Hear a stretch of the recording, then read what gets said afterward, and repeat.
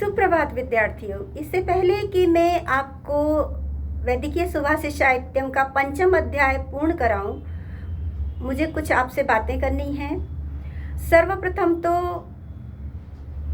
जो विद्यार्थी होते हैं, जो पढ़ते हैं, और इस वीडियो को तो वो भी देखते होंगे जो शायद आयुर्वेद नहीं पढ़ रहे हैं, जो कि बीएमएस नहीं कर रहे हैं, वो भी देख रहे होंगे। तो सोच रहे होंगे, जैसे विद्यार्थी सोचते हैं जब फर्स्ट प्रोफ में आते हैं, फर्स्ट ईयर के बच्चे सोचते हैं कि भाई हमें संस्कृत पढ़ाई जा रही है। ये बात तो समझ में आती है क्योंकि हमें आयुर्वेद को 80-90% संस्कृत के माध्यम से ही पढ़ना है। तो आयुर्वेद में संस्कृत पढ़ना तो समझ में आता है, लेकिन संस्कृत के माध्यम से या मौलिक सिद्धांत विभाग के अंतर्गत फर्स्ट प्रोफ में हमें ये सब क्या पढ़ाया जा रहा है। ऐसा लगता है कि हम डॉक्टर नहीं बन रहे, हम तो कोई पंडित जी बन रहे हैं। हम बन क्या रहे हैं? हम ज्योतिषी बन रहे हैं, हम उपदेशक बनेंगे, हम क्या बनेंगे? तो उन्हीं के लिए एक उत्तर है कि सर्वप्रथम आप जानिए कि आयुर्वेद क्या है। आयुर्वेद शरीर का विज्ञान नहीं है। सिर्फ चिकित्सा, सिर्फ शरीर के बारे में जानना, शरीर के रोगों के बारे में जानना और उन रोगों की चिकित्सा को जानना ही आयुर्वेद नहीं है। आयुर्वेद शरीर विज्ञान नहीं है, आयुर्वेद जीवन का विज्ञान है। आयुर्वेद में संपूर्ण जीवन के बारे में बताया जाता है। जीवन जिन जिन हेतुओं से छूट कर निकलता है, जिन जिन विभाग से जुड़ा हुआ है, वो सब कुछ आयुर्वेद के अंतर्गत आता है। क्योंकि आयु यानी जीवन, जीवन को कैसे जिया जाए, जीवन के जीने के सिद्धांतों का वेद है आयुर्वेद। उसमें इसके सिद्धांतों पे चलकर, इसीलिए तो आयुर्वेद कहता है कि पहले तो मनुष्य बीमार ही ना हो, और फिर कहता है यदि बीमार हो जाए तो चिकित्सा हो। तो पहला प्रयास उसका है कि जो निरोगी हैं वो निरोगी ही रहें, इसलिए उनकी एक जीवनचर्या बनाई गई, उसके जीवन के सिद्धांत बनाए गए, उसके संस्कार बनाए गए। इसीलिए हम इसमें संस्कारों को भी पढ़ते हैं, हम इसमें पुरुषार्थों को भी पढ़ते हैं। हमारे 4 भागों को जो बांट दिया गया, उन चारों आश्रमों को भी पढ़ते हैं, और धर्म अर्थ काम मोक्ष पुरुषार्थ भी पढ़ते हैं। 16 संस्कार भी पढ़ते हैं, गर्भाधान से लेकर के अंत्येष्टि तक के हमारे 16 संस्कार भी हैं, उनको भी पढ़ते हैं। प्रकृति को पढ़ते हैं, हम आध्यात्म को पढ़ते हैं कि जीवन का आरंभ कैसे होता है, अंत कैसे होता है, शरीर 5 तत्वों से बना है, और सर्वप्रथम कैसे किसकी क्या उत्पत्ति होती है। क्या सीधे जीव उत्पन्न हो जाता है? अगर होता है तो कैसे होता है? क्या आत्मा का अस्तित्व है? ये सब जीवन के भाग हैं। सब कुछ हमें पढ़ना होता है आयुर्वेद में, क्योंकि आयुर्वेद केवल शरीर का नहीं, आयुर्वेद जीवन का विज्ञान है। हमें जीवन को पढ़ना होता है। लोग कहते हैं कि आयुर्वेद एक धर्म विशेष का है, और इसमें धर्मशास्त्र भी बहुत आता है। अभी जब मैं वैदिकीय सुभाषित साहित्यम पढ़ाऊंगी तो उसमें ये भी आएगा। इसमें बताया जाएगा धर्मशास्त्र है क्या। पहले तो ये समझिए, धर्मशास्त्र से इतनी जो हिंदू धर्मशास्त्र है केवल इसलिए बुरा है क्योंकि इसको हिंदुओं ने लिखा। सर्वप्रथम तो धरती पर हिंदुओं का ही अवतरण हुआ है, मनु से मानव की उत्पत्ति हुई है, और फिर मनु ने ही यानी मनुस्मृति लिखी, याज्ञवल्क्य की स्मृति हुई, बहुत सारे गौतम धर्मसूत्र हुआ, बहुत सारे धर्मशास्त्र हुए जिनमें कोई बहुत ज़्यादा अंतर नहीं है, सबका नीति एक ही है। और वो क्या है कि मानव जीवन को सुचारू रूप से, सभ्य रूप से, संतुलित रूप से, विकसित रूप से कैसे जिया जाए। धर्मशास्त्र है क्या? वो मनुष्य जीवन का संविधान है, मानव संविधान है। जैसे एक देश का संविधान होता है और जिस पर सबको चलना होता है, उसके कानून, उसके नियमों का पालन करना होता है। लेकिन धर्मशास्त्र क्या है? यदि आप वास्तव में धर्मशास्त्र को केवल एक मनुस्मृति छोड़िए, आप केवल गौतम धर्मसूत्र ही पढ़ लीजिए, आपको पता लग जाएगा कि ये मानव संविधान है।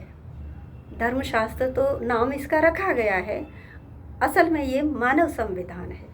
मनुष्य का जीवन स्त्री पुरुष बच्चे के रूप में ही नहीं बल्कि चारों अवस्थाओं के रूप में, बच्चा, किशोर, किस उम्र में क्या करना है, कैसे करना है, किसके प्रति हमारा कैसा व्यवहार होना चाहिए, स्त्रियों के साथ, माता के साथ, पत्नी के साथ, और फिर सब प्रत्येक का जो धर्म है, धर्म क्या है, धर्म ही तो नियम है। धार्यति धर्म, जिसको हम धारण करते हैं जीवन जीने के लिए, व्यवहार के लिए, वो धर्म है। आपको पता है कि संविधान जो देश का होता है उसमें दंड विधान होता है। अपराधी है तो अपराधी को दंड दिया जाता है, उसके कर्म यानी उसके पाप के अनुसार, उसके अपराध के अनुसार उसको दंड निहित है, या कौन सी धारा लगेगी, क्या लगेगा। लेकिन धर्मशास्त्र को आप उठाओगे तो ये एक ऐसा मानव संविधान है जहाँ दंड है ही नहीं, दंड विधान नहीं है। वहाँ क्या है, वहाँ है प्रायश्चित। जी हाँ, धर्मशास्त्र में, हिंदू धर्मशास्त्र में, इस सनातन धर्म में प्रायश्चित है। सर्वप्रथम तो इसके नियमों का पालन करके चलोगे तो पाप ही नहीं होगा, और यदि भूलवश, अज्ञानतावश या प्रज्ञा अपराध में यदि कोई अपराध हो जाता है तो फिर उसका प्रायश्चित है। और प्रायश्चित यदि शरीर से हुआ है तो शरीर को कैसे तपाना है, तप करना है। मन से हुआ है तो मन को शुद्ध कैसे करना है। शरीर से हुआ है तो शरीर की शुद्धि बताई गई है, किस तरह से करनी है, उसको क्या क्या प्रायश्चित करने होंगे, क्या क्या तो उसको कर्म करने होंगे, क्या क्या त्याग करने होंगे। और यदि मन से हुई है तो उसके लिए भी व्रत उपवास का विधान किया गया है। इस तरह से प्रायश्चित है, दंड विधान नहीं है। दंड की आवश्यकता ही नहीं पड़ती, और यदि हो तो दंड से कुछ नहीं होने वाला है। अपराधी का अपराध तो खत्म नहीं हुआ, वो तो अपराधी प्रवृत्ति ही उसकी बदली जानी चाहिए, और जिसके प्रति अपराध किया है उसका भी तो हित होना चाहिए, उसको भी तो संतुष्टि होनी चाहिए। ऐसा थोड़ी ना है दंड दे दिया और उस सजा के बाद फिर वही अपराध हो, पुनरावृत्ति हो ही नहीं। इसे कहते हैं धर्मशास्त्र, इसे कहते हैं मानव संविधान। इसी तरह से बहुत सारी बातें बताई जाएंगी। इसी के अंतर्गत हमारा आचरण भी आ जाएगा, हमारे सारे संस्कार भी आएंगे। क्या क्या हमें किस अवस्था में किस तरह से खाना है, कैसे बैठना है, कैसे बात करनी है, किसके साथ कैसा आचरण करना है, किस किस अवस्था में हमारे क्या क्या नियम होते हैं। यदि हम मनुष्य यानी उसके अनुसार चले, जैसे हम धर्मशास्त्र कह रहे हैं, इसीलिए उन चीज़ों को, क्योंकि जीवन का विज्ञान है तो चारों वेदों का मूल लिया गया है। धर्मशास्त्र इसमें है, ज्योतिष शास्त्र इसमें है, प्रकृति इसमें है, राजनीति यानी राजनीति भी, एक राजा को भी किस तरह से करना है या लोगों को राजा के साथ किस तरह से रहना है, तो राजनीति भी इसमें आती है। यहाँ तक कि इसमें पारिवारिक जो संबंध हैं या पारिवारिक राजनीति जिसे कह सकते हैं, पारिवारिक जो नियम हैं जो सबसे अच्छे अगर अपनाने हैं तो उसका स्वरूप तो हमें रामायण में भी मिल जाता है। और यदि उसका बिगड़ा हुआ रूप देखना है, दुष्परिणाम यदि रामायण के नियमों के अनुसार नहीं चल रहे तो उसका दुष्परिणाम यदि देखना है तो आपको महाभारत को देखना होगा, क्योंकि उसमें कारण भी हैं। सीधी सी बात है, यदि दोगे, यदि हक दोगे तो रामायण होगी, और यदि छीनोगे तो महाभारत होगा। तो यही चीज़ें हैं जो चलती रहती हैं और जो जीवन से जुड़ी हुई हैं, और इसी ये आयुर्वेद जीवन का विज्ञान है। इसमें सर्वप्रथम कहा है, फिर इसका जो मूल है वो क्या है कि तस्य अभावे सर्वभावानाम अभाव, सर्वम अन्यम परित्यज्य शरीरम अनुपालयेत्। सबसे पहले आप अपने शरीर की, तो इसने मुख्य क्या रखा, शरीर को रखा, यानी इसकी प्राथमिकता क्या है, आयु का विज्ञान है। लेकिन इसने, क्योंकि आयु कब तक है, जब तक कि शरीर है, आयु शरीर के साथ संबंध रखती है, तो इसलिए इसने जो प्रमुखता दी आयुर्वेद ने वो शरीर को दी। और चिकित्सा, जैसे रोग हमारे क्या होते हैं, मानसिक और शारीरिक। आप स्वस्थ कब रह पाओगे? आप तभी रह पाओगे ना जब आपके पूरी तरह से स्वस्थ, तो मन और शरीर दोनों से रहना है, वो आप तभी रह पाओगे जब आपके आसपास सब सही होंगे। आप कितना भी सोचो, आपको मस्त रहना है, क्या आप रह पाओगे? अगर आपके आसपास के लोग मस्त नहीं हैं तो उनको भी तो उसका पालन करना होगा। आपसे कहा जा रहा है भाई तनाव मत लो, टेंशन मत करो, डिप्रेशन में क्यों जा रहे हो, ये मत करो, आप मस्त रहो। अरे जिसका बच्चा अस्वस्थ है, जिसका बच्चा गलत रास्ते पे जा रहा है, जिसका फ्यूचर खराब हो रहा है, जिसका पति किसी ऐसे उस पे जा रहा है, या जिसकी पत्नी कुछ इस तरह का कर रही है कि जो कि कुल के लिए किसी भी प्रकार से सही नहीं है, जो कि लोक लाज की दृष्टि से सही नहीं है, या जिसकी वजह से परिवार बिखर रहा है, क्या वो व्यक्ति स्वस्थ मस्त रह सकता है? नहीं रह सकता। वही लोग, ज़्यादातर लोग कहते हैं मस्त रहो, पर रहने कोई नहीं देता। मस्त रहने के लिए सबको जो मानव संविधान है उसका पालन करना होगा, फिर कोई किसी के सामने अड़चन ही नहीं करेगा, क्योंकि वो संविधान तो साफ कहता है ना कि अपने अधिकारों का उपयोग इस तरह करो कि दूसरों के अधिकारों का हनन न हो। अपने अधिकारों का उपयोग ऐसे करो कि दूसरे के अधिकारों का हनन न हो, और यदि अपने कर्तव्यों का पालन आप करते चलोगे तो जैसे प्रकृति भी अपने कर्तव्यों का पालन करती है, तो मानव प्रकृति भी अपने कर्तव्यों का पालन अपने अपने धर्म के अनुसार सब निभाएंगे। माँ का क्या धर्म है, पति का क्या धर्म है, पत्नी का क्या धर्म है, ये भी सब है, तो ये सब आएगा उसके अंतर्गत। जिस तरह से कि मैं कहूँ, मैंने अभी आपको कहा कि बच्चों, क्यों कहा, आप में से बहुत सारे उम्र में मेरे समकक्ष हो सकते हैं, ऐसे भी होंगे विद्यार्थी जो फर्स्ट ईयर के नहीं होंगे, जो ऐसे भी दर्शक होंगे जो केवल आयुर्वेद जानने के लिए ही देख रहे हैं वीडियो, तो उनको भी मैंने बच्चा कह दिया, कारण क्योंकि मैं उनको दे रही हूँ। इस वक्त मैं एक शिक्षिका हूँ, और जितने भी मेरे पढ़ाए हुए को पढ़ रहे हैं, मुझसे शिक्षा ले रहे हैं, वो सब मेरे विद्यार्थी हैं। और एक चिकित्सक का और एक शिक्षक का, इन दोनों का ये धर्म होता है कि ये एक डॉक्टर अपने पेशेंट के साथ वो भाव रखे जो माता पिता अपनी संतान के साथ रखते हैं।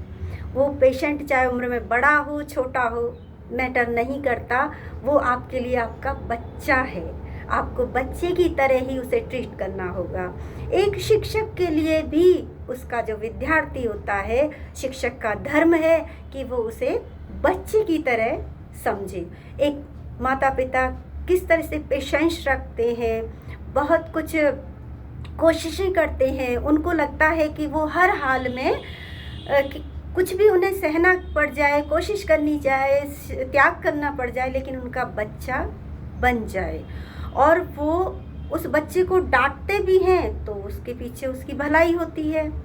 इसी तरह से गुरु कभी कोई गलत भाव नहीं रख सकता, चाहे वो एक मेल के लिए फीमेल विद्यार्थी हो, चाहे फीमेल के लिए मेल विद्यार्थी हो। तो ऐसे में क्या होता है कि वो संतान की तरह भाव रखते हैं एक दूसरे के प्रति, वही स्नेह भी होगा, वही गौरव भी होगा। तो गुरु जो होता है, गुरु क्या होता है? गुरु होता है उम्र में, पद में, अनुभव में, विद्या में, ज्ञान में, हुनर में, जो कोई भी आपसे ज़्यादा जानता है, ज़्यादा जानकारी रखता है। संपूर्ण जानकारी कोई नहीं रख सकता। अगर कोई कहता है कि मैं सब कुछ जानता हूँ, तो अभी तक उसने सब कुछ पढ़ा ही नहीं। अगर मैं कहूँ कि मैं संस्कृत की विद्वान हूँ, मुझे कहीं से भी कुछ, मुझे सब कुछ आता है, इसका मतलब अभी तक मैंने सब कुछ देखा ही नहीं। ज्ञान कभी पूर्ण नहीं होता, वो निरंतर चलता है, न कभी समाप्त नहीं होता, पूर्ण नहीं होता, वो निरंतर चलता रहता है। जीवन समाप्त हो जाता है, किंतु ज्ञान चलता रहता है, वो कभी समाप्त नहीं होता। तो इसलिए जो भी आपसे किसी भी चीज़ में बड़ा है तो वो आपका गुरु है। चाहे वो उम्र में आपसे छोटा है लेकिन ज्ञान में आपसे ज़्यादा है, अनुभव में आपसे ज़्यादा है, वो जो आपको दे रहा है, इसका मतलब वो चीज़ आपके पास नहीं है इसलिए आप ले रहे हो। चाहे वो धन हो, ज्ञान हो, विद्या हो, कुछ भी हो, जो कोई भी आपको दे रहा है वो आपसे बड़ा है। देने वाला हमेशा बड़ा रहता है और लेने वाला हमेशा छोटा रहता है। उम्र कोई मायने नहीं रखती। भगवान इस संसार में सबसे बड़े हैं। क्यों हैं?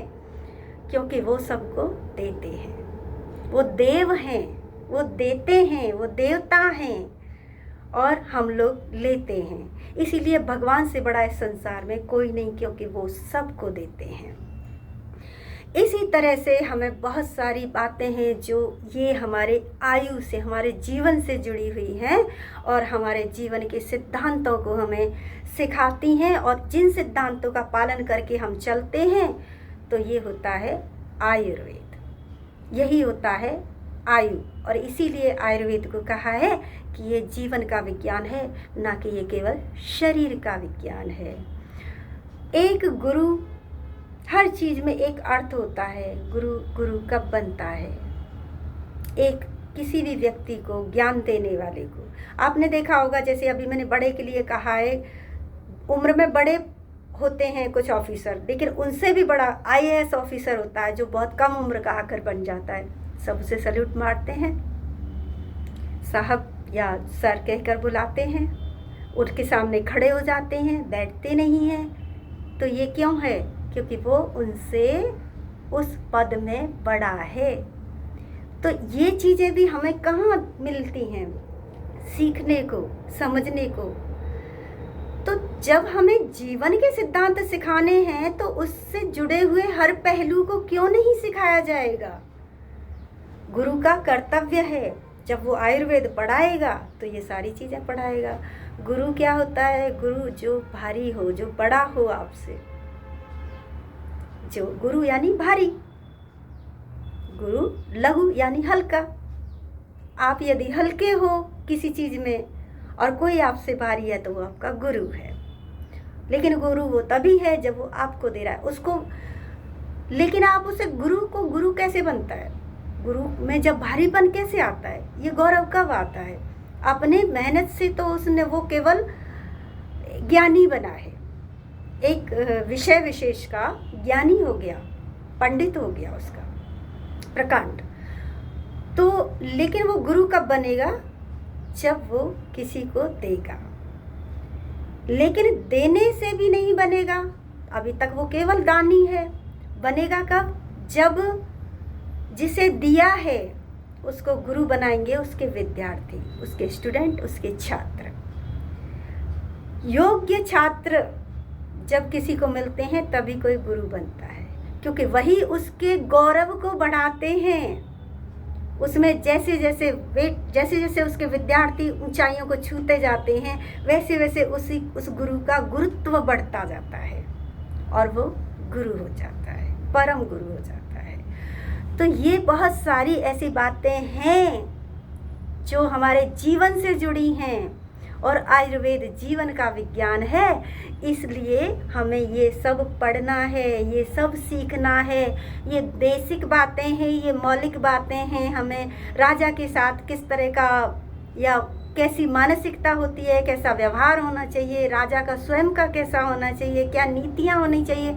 मतलब हम नीति शास्त्र भी पढ़ेंगे, हम राजनीति शास्त्र पढ़ेंगे, हम व्यवहार शास्त्र पढ़ेंगे, हम पर्यावरण प्रकृति को पढ़ेंगे, और हम अध्यात्म शास्त्र भी पढ़ेंगे, हम ज्योतिष भी पढ़ेंगे, हम संबंधों को, रिश्तों को भी पढ़ेंगे, और हम अपनी दैनिक चर्या को भी पढ़ेंगे। ये सब कुछ हमें आयुर्वेद में पढ़ना है, और इसीलिए ये बेसिक चीज़ें यानी आधार है। क्योंकि अभी फर्स्ट ईयर में हम आयुर्वेद की शुरुआत करते हैं, ये आधार है। कोई भी पैथी उठा लीजिए आप, एलोपैथी उठाइए, आप होम्योपैथी उठाइए, कोई भी पैथी उठाइए, सब पैथी केवल जीवन को नहीं पढ़ाती। सारी पैथी जो हैं वो केवल शरीर को पढ़ाती हैं, और शरीर, रोग और उनकी चिकित्सा। लेकिन आयुर्वेद पढ़ाता है पूरे जीवन को, क्योंकि शरीर का जो स्वास्थ्य है वो जीवन के लिए है। तो चलिए अब हम आ जाते हैं अपनी इस पुस्तक के 5वें अध्याय को आज पूरा कर लेते हैं। और अब आपको समझ में आ ही गया होगा कि ये सब क्यों पढ़ाया जा रहा है, और इसमें बहुत ही इंटरेस्टिंग बातें आएंगी जो हमारे जीवन के लिए आवश्यक हैं। इसे केवल आयुर्वेद के ही नहीं, सभी लोगों को सीखना पढ़ना चाहिए, सभी को अपने जीवन में उतार लेना चाहिए। इसको जो मैं पढ़ाऊंगी आपको, वैद्यकीय सुभाषित साहित्यम, इसको एक को पढ़ने के बाद आपको ज़रूरत नहीं पड़ेगी कि बड़े बड़े धार्मिक ग्रंथों को, वेदों को पढ़ा जाए। एक तरह से आप इसमें सार पढ़ लोगे पूरा। तो चलिए शुरू करते हैं। रोग आरोग्य विज्ञानियम अध्याय के 10 श्लोक हो चुके हैं। अब हम लेते हैं 11 श्लोक हो चुके हैं। अब हम 12वें श्लोक पे आ जाते हैं। आरोग्यम विद्वत्ता सज्जन मैत्री महाकुले जन्म स्वाधीनता च पुंसां महदैश्वर्य विनाप्यर्थै। प्रसंग वही रहेगा, संदर्भ वही रहेगा कि प्रस्तुत श्लोक वैद्यकीय सुभाषित साहित्यम के 5वें अध्याय रोग आरोग्य विज्ञानियम अध्याय से अवतरित है, जिसके संकलनकर्ता आचार्य भास्कर गोविंद घाणेकर हैं।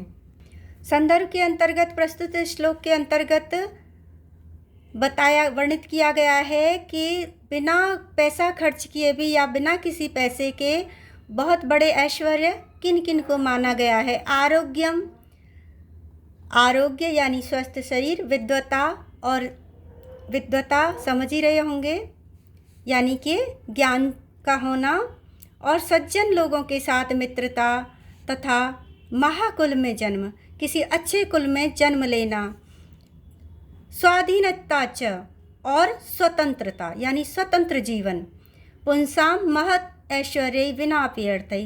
पुंसाम अर्थात लोगों के, ये लोगों के लिए, इंसान के लिए बिना पैसे खर्च किए हुए भी, बिना धन के भी बहुत बड़े ऐश्वर्य हैं।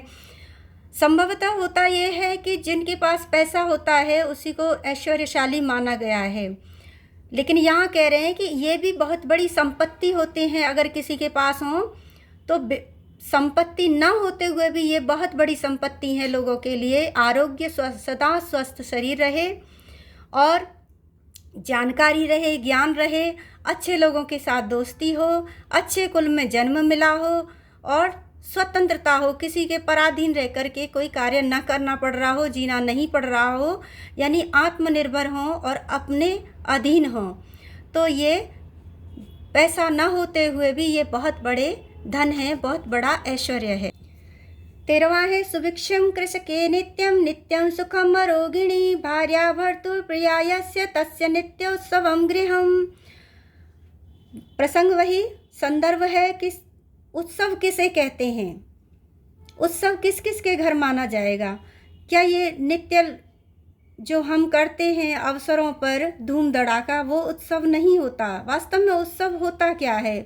सुभिक्षम कृषके नित्यम, किसान के घर में हमेशा सुभिक्ष रहता है, कभी अन्न की कमी नहीं आती है। ये इन बातों से एक खास बात को समर्थन किया गया है, और वो है स्वास्थ्य से संबंधित, यानी कि रोग और निरोग से संबंधित। तो कह रहे हैं कि किसान के घर कभी भी अन्न की कमी नहीं आती, यानी कभी भिक्षा लेने की नौबत नहीं आती, हमेशा सुभिक्ष रहता है, धन धान्य से भरा रहता है। नित्यम सुखम रोगिणी, और जो निरोगी व्यक्ति है, अरोगिणी अर्थात जिसको कोई बीमारी नहीं है, वो हमेशा सुखी रहता है, क्योंकि सबसे बड़ा सुख जो होता है वो स्वास्थ्य है। भार्या भर्तृप्रिया यस्य तस्य नित्योत्सवं गृहम्, और जिस घर में पत्नी अपने पति की प्यारी होती है, अर्थात जिसका पति अपनी पत्नी का आदर करता है और उसको प्रेम करता है, उसकी भावनाओं की कद्र करता है, यस तस्य नित्य उत्सव, उसके घर में नित्य उत्सव होते हैं, हमेशा ही उत्सव होते रहते हैं। तो एक तो ये होता है कि अवसर आए, उत्सवों का समय जब आता है तो उन अवसरों पर हम उत्सव मनाते हैं। लेकिन किसी के घर का माहौल यदि अच्छा रहता है, पति पत्नी की आपस की जो बॉन्डिंग है वो बहुत अच्छी है, एक दूसरे पे विश्वास है, और ऐसा तभी होता है कि पत्नी तो सदैव ही देखा होगा कि पति का आदर ही करती हैं, किंतु अक्सर होता ये है कि पति ऐसे कम अधिकतर मिलते हैं जो पत्नी की कदर नहीं करते। तो यहाँ वही कहा गया है कि अगर कुछ घर जो होते हैं जिन घरों में यदि पति पत्नी का आपस में आदर है, आपस में प्रेम है, तो उस घर में तो रोज़ का ही उत्सव बनता है, रोज़ ही त्यौहार जैसा होता है। और इन सभी बातों के कि त्यौहार जैसा कब हो सकता है, ये हमें, क्योंकि मैंने अभी बताया कि आयुर्वेद जीवन का विज्ञान है और जीवन में इन सब बातों को समझना चाहिए।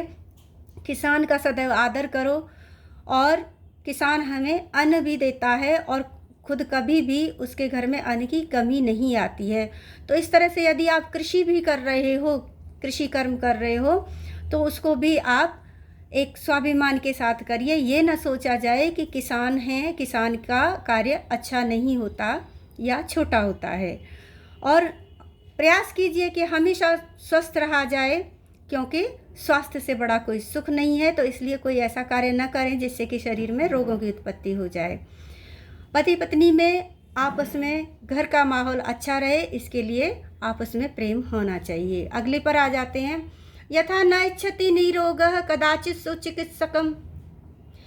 जिस प्रकार से निरोगः, कोई ऐसा व्यक्ति जिसको कोई बीमारी नहीं हो, अच्छा खासा व्यक्ति जिसे कोई रोग नहीं है, न इच्छति नहीं चाहता है, सुचिकित्सकम, अच्छे से अच्छे चिकित्सक को भी, यानी कि डॉक्टर चाहे कितना भी बड़ा क्यों ना हो, कितना भी अच्छा जानने वाला क्यों ना हो, कोई बीमारी नहीं है तो क्यों जाएगा उसके पास।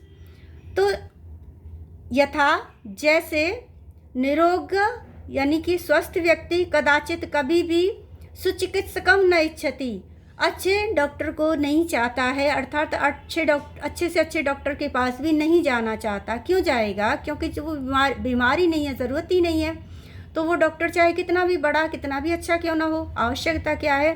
तथा उसी प्रकार से आपत रहित तो राजा, जब तक कोई आपत्ति नहीं आती है राज्य पर, तो राजा सचिवम ना अभिवांछति, राजा अपने सचिव को यानी अपने मंत्रियों को नहीं चाहता, उनके साथ मीटिंग नहीं करता, उनके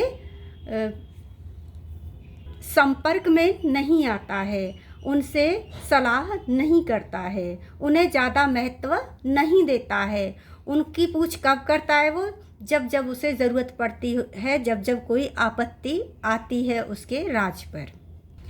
ये श्लोक है जो कुमार संभव से लिया गया है। जब कुमार कार्तिकेय की उत्पत्ति का क्रम चल रहा था और उसके लिए माता पार्वती के साथ शिव का विवाह होना आवश्यक था, और शिव को पाएंगी, शिव ही इसके पति होंगे, ऐसा जब नारद के ऋषि के मुंह से सुन लिया था पार्वती ने, तो वो तपस्या करने के लिए निकल गई थी ताकि वो शिव को पा सकें। उनकी तपस्या को देखते हुए उनकी परीक्षा लेने के लिए शिवजी एक भेष बना करके एक साधु का उनके पास आते हैं और आकर उनसे कहते हैं कि अपि क्रिया यही सुलभम समित कुशम जलानि अपि स्नान विधि क्षमाणि ते अपि स्वशक्त्या तपसी प्रवर्तसे शरीरम आद्यम खलु धर्म साधनम। भगवान शंकर को लगता है कि कहीं ऐसा ना हो कि ये अपने शरीर को कष्ट दें या अपने शरीर को छीण कर लें। तो वो कहते हैं, पूछते हैं, कहते हैं इस तरह से, जो भेष बदल कर आए हैं और दूसरे भेष में आकर उनसे पूछते हैं साधु के भेष में, अपि क्रिया रही सुलभम समित कुशम, अर्थात अपि जब पहले आ जाता है तो प्रश्नवाचक हो जाता है कि क्या तुमको क्रियारी यज्ञ आदि क्रियाओं के लिए संविधाएं और कुशा यानी घास फूस और लकड़ियां सुलभ हो रही हैं, अच्छी प्रकार से मिल रही हैं, उसके कोई परेशानी तो नहीं आ रही है। जलानि अपि स्नान विधि क्षमाणि ते, और स्नान विधि के लिए उपयुक्त जलानि अपि जल भी तुमको प्राप्त हो रहे हैं, यानी जो स्नान विधि आदि क्रियाएं नित्य की करती हैं उसके लिए जल तो प्राप्त हो रहा है। अभी स्वशक्त्या तपसी प्रवर्तते, क्या तुम अपनी क्षमता के अनुसार, अपनी शक्ति के अनुसार ही तप में प्रवृत्त हो रही हो, यानी उससे ज़्यादा तो नहीं कर रही हो, ज़्यादा कष्ट तो नहीं दे रही हो अपने शरीर को, क्योंकि शरीरम माध्यम खलु धर्म साधनम, क्योंकि जितने भी धार्मिक कार्य तुम कर रहे हो वास्तव में उसका आद्य साधन तो शरीर ही है, क्योंकि आद्य यानी प्रथम साधन, उसका सबसे पहला या मुख्य साधन जो है धर्मों को करने का, धर्मों का जो साधन है वो सबसे पहला साधन है शरीर। तो कहने का भाव ये है कि शिव ये संकेत दे रहे हैं कि अपने शरीर पर भी ध्यान दें। 16वें श्लोक पे आते हैं। पुरस्य दाढ़र्य योगस्य सिद्धि सर्वार्थ साधनो अखंड आनंद सिद्धिश्च फलम तैनैव जायते। जैसे पुर के यानी नगर की जो परिधि होती है, दाढ़र्य उसके मजबूत होने से योग के सभी होने से सभी जो अभिप्राय हैं वो सिद्ध होते हैं, यानी नगर सुरक्षित रहता है। उसी प्रकार से पुर यहाँ कहा गया शरीर को, शरीर के मजबूत होने से ही योग के सभी साधनों की सिद्धि होती है। योग के आप और जितने भी साधन अपनाइए, जैसे कि हम योगासन करते हैं तो बहुत सारे जो लोग वर्कआउट करते हैं उस तरह की चीज़ें अपनाते हैं, परिश्रम करते हैं, अलग अलग जो संधान हैं उनको लेकर के करते हैं। तो यहाँ वही कहा है कि शरीर जब मजबूत होगा तो ही योग के लिए यानी प्रयास के लिए आप जो भी साधनों को उपयोग में ले रहे हो वो तभी सिद्ध होंगे। यानी कितने भी आपके पास साधन हो, उन साधनों का क्या लाभ जब शरीर ही नहीं है उनको चलाने के लिए। अखंड आनंद सिद्धिश्च फलम तनैव जायते। और उन साधनों से प्राप्त जो अखंड आनंद की सिद्धि होती है उसका फल भी तनैव जायते, उसी शरीर के द्वारा यानी उसी पुर के द्वारा ही प्राप्त हो सकता है। पुराभिमानो न वृथा तद्दाढ़र्येन विना कथम चित्त स्वास्थ्यम विना तच्च शिव भक्ति दृढ़ा कथम। कह रहे आगे वो कह रहे हैं, जीवानंद से लिया है ये, कि पुराभिमान न वृथा, अपने शरीर पे अभिमान करो, अपने शरीर पे अभिमान करना चाहिए, उस पर ध्यान देना चाहिए। तद्दाढ़र्येन बिना, उसकी मजबूती के बिना, कथम कैसे, चित्त स्वास्थ्य, मन स्वस्थ रह सकता है, क्योंकि शरीर स्वस्थ नहीं होगा तो मन स्वस्थ हो ही नहीं सकता। तो कहते हैं ना कि मन के दुखों को तो आप किसी के साथ बांट सकते हो, लेकिन शरीर का जो दुख है वो तो आपको खुद ही सहना पड़ेगा। आपके शरीर के कष्ट को कोई नहीं बांट पाएगा, वो बीमारी आपको ही सहनी होगी। इसलिए शरीर पर ध्यान दो, क्योंकि मन को तो आप हल्का औरों से बात करके भी कर सकते हो, तप इत्यादि के द्वारा भी कर सकते हो, भगवान भक्ति से भी कर सकते हो। तो शरीर पर अभिमान करना, उस पर ध्यान देना बेकार नहीं है, कीजिए, करना चाहिए। उसकी मजबूती के बिना कैसे चित्त स्वास्थ्य, कैसे मन स्वस्थ रह सकता है, क्योंकि शरीर स्वस्थ होगा तो ही मन स्वस्थ होगा। बिना तच्च, और जब मन स्वस्थ नहीं है, बिना तत्च, और उसके बिना यानी मन के स्वास्थ्य के बिना शिव भक्ति दृढ़ा कथम, कैसे दृढ़ शिव भक्ति हो सकती है। यानी भगवान का नाम भी कोई बिना स्वस्थ मन के कैसे ले सकता है। जब मन अच्छा नहीं है तो भगवान की भक्ति क्या होगी। और मन तभी अच्छा होगा जब शरीर अच्छा होगा।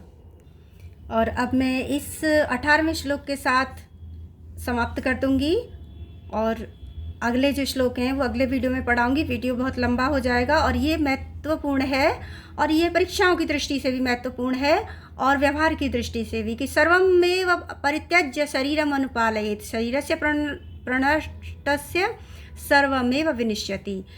सब कुछ छोड़ दो, जितनी भी चिंताएं हैं, जितने भी दैनिक कार्य हैं, हम सबको समय दे देते हैं। हम 6-6 घंटे मोबाइल को दे देते हैं, लेकिन आधा घंटा हम अपने शरीर को नहीं दे पाते। तो यही कह रहे हैं कि कुछ एक शरीर को टाइम देने के लिए सब कुछ छोड़ दो, केवल शरीर की अनुपालन करो, शरीर के स्वास्थ्य पर, शरीर की दृढ़ता पर ध्यान दीजिए। शरीरस्य प्रणष्टस्य, क्योंकि शरीर के नष्ट हो जाने से सर्वमेव विनिश्यति, सब कुछ जो कुछ भी तुम कर रहे हो ना जीवन में, घूमना फिरना, खाना, नाचना, मोबाइल देखना, जो कुछ भी शौक कर रहे हो वो सब धरा का धरा रह जाएगा यदि शरीर ही नहीं होगा तो इसीलिए कहा है, या जितने भी, यहाँ तक कि आप धार्मिक कार्य भी कर रहे हो वो भी करो, लेकिन पहले अपने शरीर को करो। तो सर्वमेव परित्यज्य, सब कुछ छोड़कर सर्वप्रथम शरीरम अनुपालयेत्, शरीर की अनुपालना कीजिए, शरीर के स्वास्थ्य पर ध्यान दीजिए, क्योंकि शरीरस्य प्रणष्टस्य, शरीर के नष्ट हो जाने पर सर्वमेव विनिश्यति, ये सब कुछ नष्ट हो जाएगा। जब तक शरीर है तभी तक इन सब चीज़ों का उपभोग आप कर सकते हो। वो कहते हैं ना कि जान है तो जहान है। जुड़े रहिए, धन्यवाद।